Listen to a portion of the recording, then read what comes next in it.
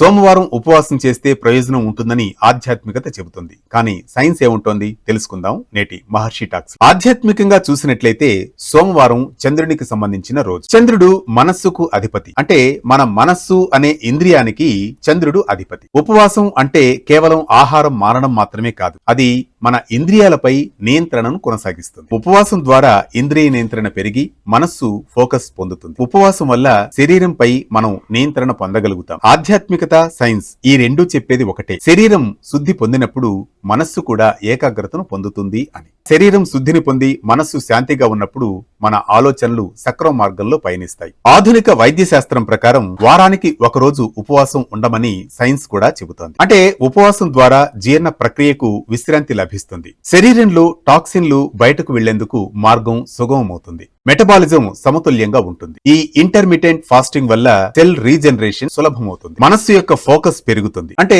ఈ ఉపవాసం అనే ప్రక్రియ వల్ల శరీరం, మనస్సు రెండు పునరుత్తేజాన్ని పొందుతాయి. ఇదే సోమవారం శివారాధనలో ఉన్న ఆంతర్యం. ఇలాంటి మరిన్ని అంశాలతో కొనసాగేందుకు యూట్యూబ్, ఇన్స్టాగ్రామ్ లో ఫాలో కండి, సబ్స్క్రైబ్ చేసుకోండి. మహర్షి టాక్స్, మీ ఆర్కే కొత్తకోటతో. పండుగే కాదు, రోజువారీ విశిష్టత కూడా మిస్ అవుతున్నారా? ఇప్పుడే డౌన్లోడ్ చేసుకోండి వే2 న్యూస్.